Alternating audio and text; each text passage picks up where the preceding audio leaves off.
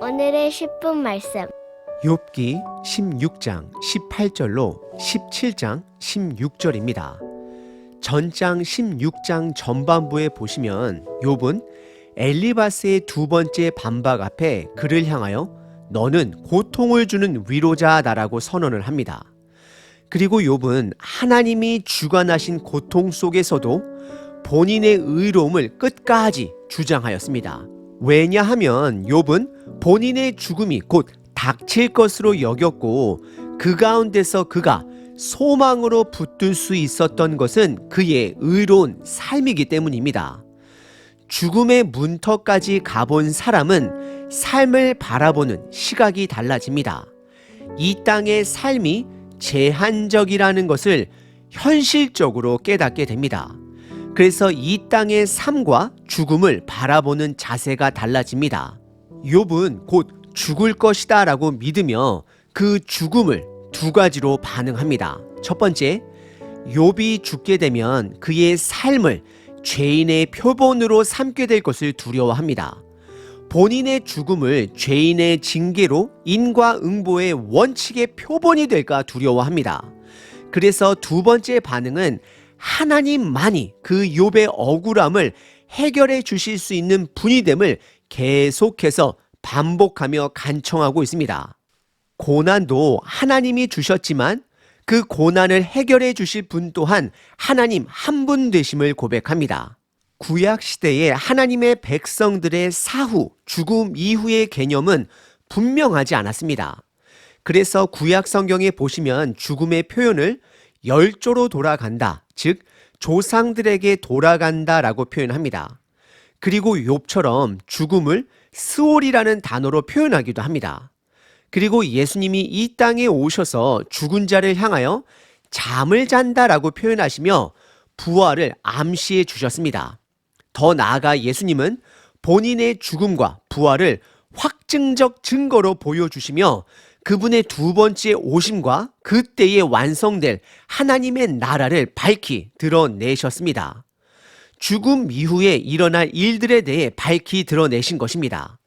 그래서 저와 여러분들은 구약시대 하나님의 백성들보다는 분명한 사후 개념을 가지고 있습니다. 하지만 여전히 예수님 전 시대를 살았던 구약시대의 하나님의 백성들이나 현시대 믿음의 사람들이나 육신의 죽음은 삶에 거부할 수 없는 기준이 됩니다. 욥이 이해했던 삶은 죽음을 기준으로 의인은 장수하며 물질적 복과 자녀의 축복을 누린다라고 믿었습니다. 하지만 지금 현재의 그가 처한 상황으로 인해 그의 믿음에 균열이 생긴 것입니다. 그는 재산도 잃었고 자녀도 죽고 본인의 몸은 죽음의 문턱 앞에 서 있음을 보게 됩니다. 하지만 욥은 하나님 앞에 의롭게 살았다라고 양심적 고백을 합니다. 욥은 지금 인과응보의 삶의 원칙, 뿌린 대로 거둔다라는 삶의 원칙이 무너진 것입니다. 하지만 그것을 해결해 주실 분은 오로지 하나님 한 분됨을 고백합니다. 그리고 더 나아가 그에게 절대적 중보자가 필요함을 고백하게 됩니다. 하나님이 욥의 상황을 통해 욥의 입술을 통해 절대적 중보자 대신 예수님의 필요성을 드러낸 것입니다. 그래서 구약의 하나님의 백성들에게도 지금 이 시대를 살아가고 있는 저와 여러분들에게도 중보자 대신 예수님은 절대적으로 필요합니다. 오늘 본문 욥은 그 중보자의 필요성을 다시 한번 드러내고 있습니다. 예수님은 인과응보의 원칙을 완성하실 자요, 동시에 인과응보에 반대되는 특정한 패턴이 없는 삶, 하나님의 변칙적 주권 또한 완성하실 분이 되십니다. 예를 들어 하나님의 사랑은 패턴이 없는, 원칙이 없는 하나님의 변칙적 사랑이 되는 것입니다. 무조건적인 사랑이 되는 것입니다. 그래서 하나님은 예수님을 이 땅에 보내주셨습니다. 이것이 바로 하나님의 변칙적 주권이 되는 것입니다. 풀어서 말씀을 드리자면 하나님이 예수님을 이 땅에 보내주신 것은 절대적 그분의 주권으로 이루어진 일이 되는 것입니다. 인과응보의 원칙의 반대쪽 면이 되는 것입니다. 하지만 여전히 인과응보 원칙은 우리들 삶에 존재합니다. 예수님이 기준이 되어 그 예수님을 주인으로 받아들인 자는 생명을 얻게 되고, 그렇지 않은 자들은 그들의 선택에 따라 영적 죽음의 길을 가게 되는 것입니다. 욥은 중보자 대신 예수님을 알지 못합니다. 하나님의 나라 회의 내용을 알지 못합니다. 그래서 괴로워하는 것입니다. 하지만 저와 여러분들은 다릅니다. 우리들에게는 보다 선명한 삶의 큰 그림을 하나님께서 예수님을 통해 보여주셨습니다. 하나님의 변칙적인 사랑과 반드시 완성될 언약, 이 두 가지는 동전의 양면성처럼 함께 존재합니다. 오늘 본문을 통해 내 삶의 인과응보 원칙과 그리고 동시에 변칙적인 하나님의 은혜와 사랑 또한 깨닫길 바랍니다. 그래서 우리들 또한 인과응보 원칙 속에 살아가지만 내 삶의 원수다라고 말할 수 있는 사람들을 향해 변칙적인 은혜와 사랑 또한 예수님처럼 흘러보낼 수 있는 저와 여러분 되시길 바랍니다. 오늘 본문 욥은 그 변칙적 사랑을 완성하신 중보자 되신 예수님을 간절히 원합니다. 오늘 본문은 크게 네 가지 욥의 간청, 간구로 나눌 수 있습니다. 첫 번째 간구는 절대적 중보자를 간절히 원하는 욥입니다. 16장 18절서부터 22절입니다. 땅아, 내 피를 가리지 말라. 나의 부르짖음이 쉴 자리를 잡지 못하게 하라. 19절. 지금 나의 증인이 하늘에 계시고 나의 중보자가 높은 데 계시니라. 20절. 나의 친구는 나를 조롱하고 내 눈은 하나님을 향하여 눈물을 흘리니. 21절. 사람과 하나님 사이와 인자와 그 이웃 사이에 중재하시기를 원하노니. 22절. 수년이 지나면 나는 돌아오지 못할 길로 갈 것임이라. 18절의 욥은 본인의 피를 가리지 말라라고 표현합니다. 이것은 본인의 죽음이 임박했음을 고백하는 것이고, 동시에 본인의 억울함을 해결해 달라라고 말하는 것입니다. 태초의 첫 살인자 가인은 동생 아벨을 죽였을 때에 하나님은 아벨의 피가 그의 억울함을 하나님께 호소했다라고 말을 합니다. 사실 동생 아벨의 죽음에서도 예수님의 그림자를 엿볼 수는 있습니다. 지금 욥은 간접적으로 중보자를 원하는 것입니다. 그래서 욥은 19절에 본인의 중보자는 오로지 하나님 한 분됨을 고백합니다. 그 중보자는 하나님 한 분 되시고 그 중보자는 높은 데 계신다라고 고백을 합니다. 맞습니다. 예수님만이 욥에게 그리고 저와 여러분들에게 중보자 되십니다. 그리고 20절에 욥의 친구들의 조롱으로 본인은 중보자 대신 하나님을 향하여 눈물만 흘린다라고 고백을 합니다.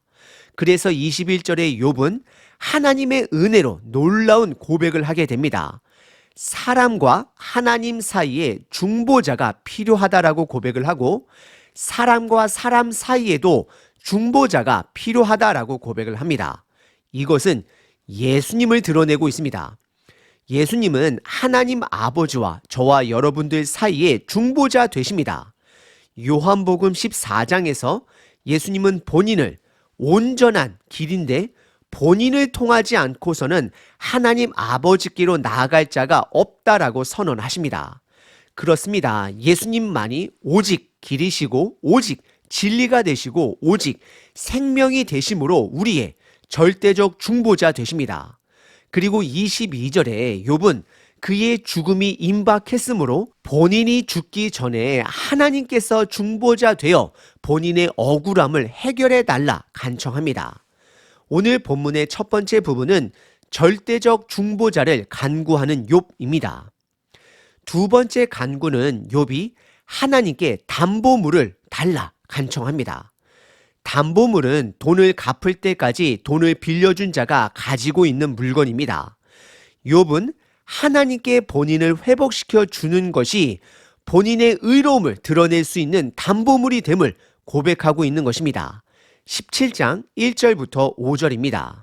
나의 기운이 쇠하였으며 나의 날이 다하였고 무덤이 나를 위하여 준비되었구나. 죽음을 상징하죠.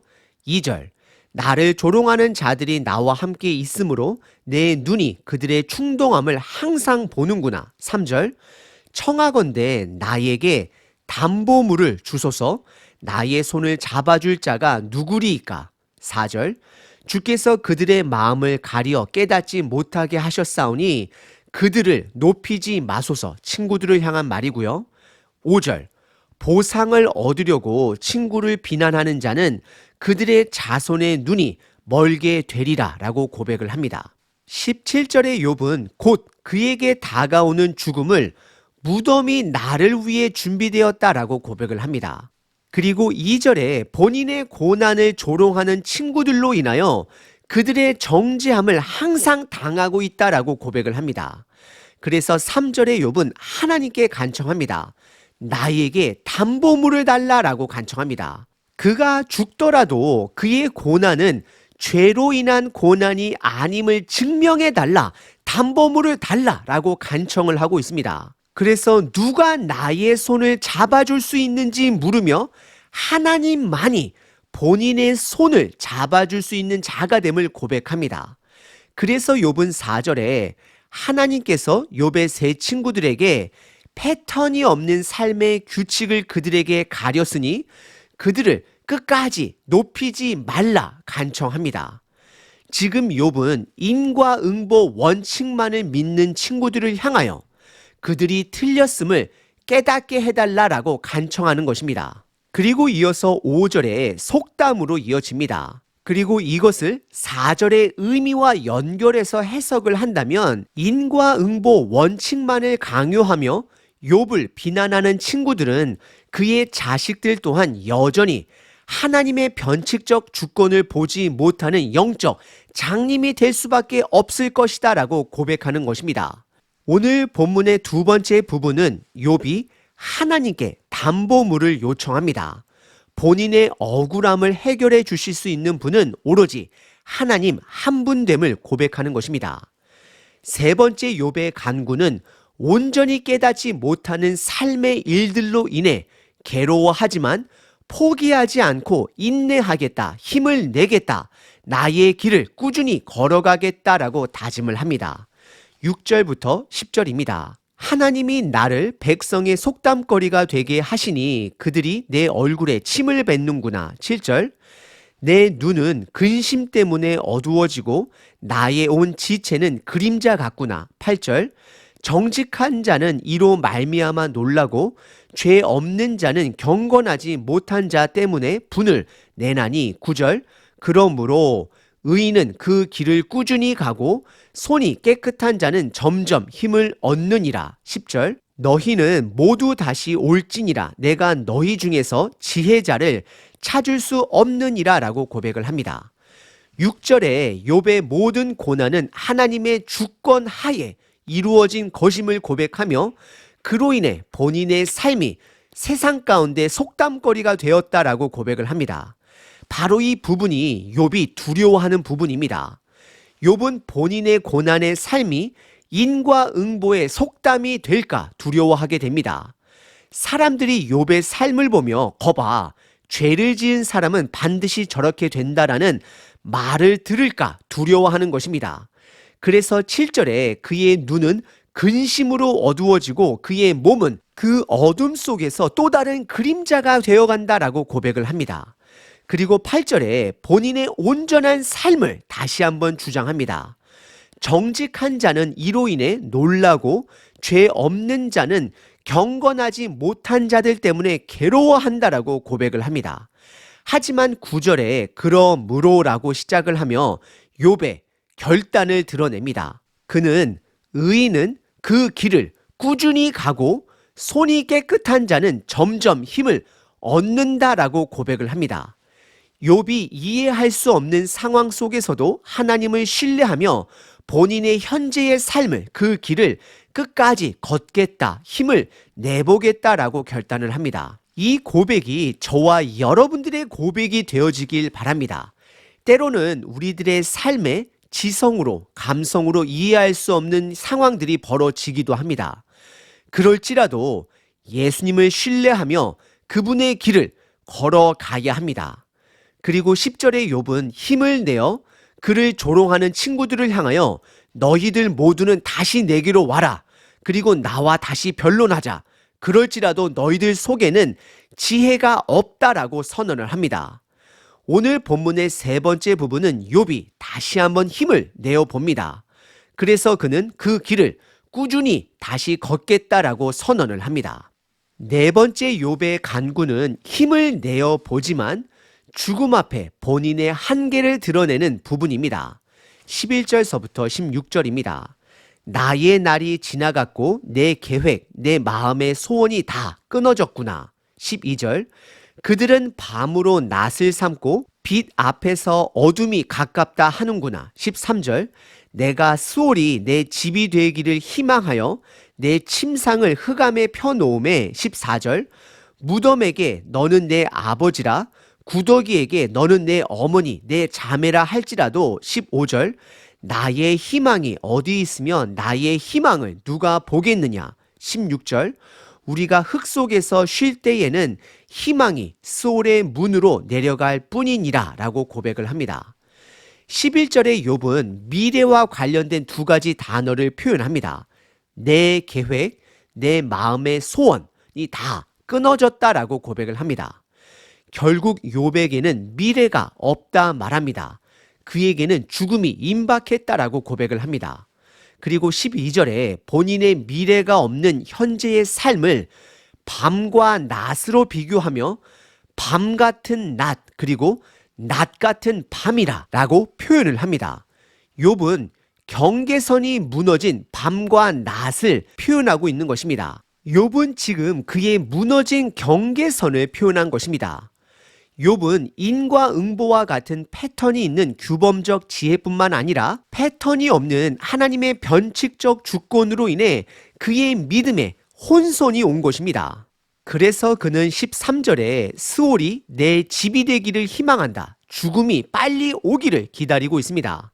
그래서 그는 14절에 무덤을 내 아버지 그리고 그의 몸에 있는 구더기들 고통을 나의 어머니 내 자매라 할지라도 15절에 나에게는 희망이 없다라고 고백을 합니다. 욥은 힘을 내어보다가도 더 이상 삶을 지속할 힘이 없고 죽음만을 기다린다라고 고백을 하고 있습니다.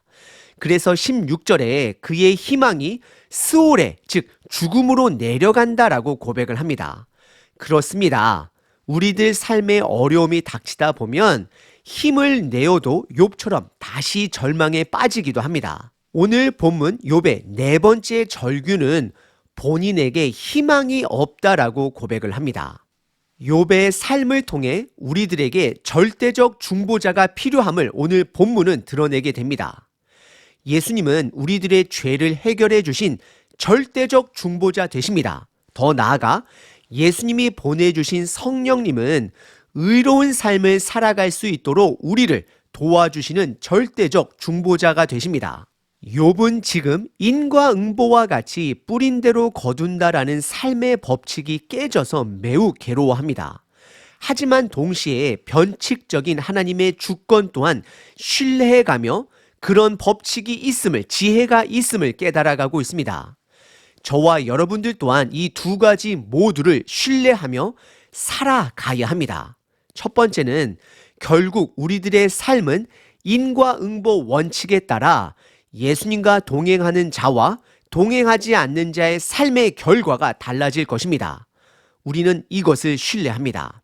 두 번째, 동시에 내 삶에 하나님의 변칙적인 은혜, 사랑, 고난이 있음 또한 인정합니다. 이 변칙적인 하나님의 주권은 저와 여러분들로 하여금 중보자 되신 예수님을 더욱더 붙들게 할 것입니다. 고난, 감사, 괴로움 또는 기쁨이 있을지라도 욥의 고백처럼 하나님의 주권을 신뢰하고 그 중보자 되신 예수님의 길을 꾸준히 걸어내시는 저와 여러분 되시길 바랍니다.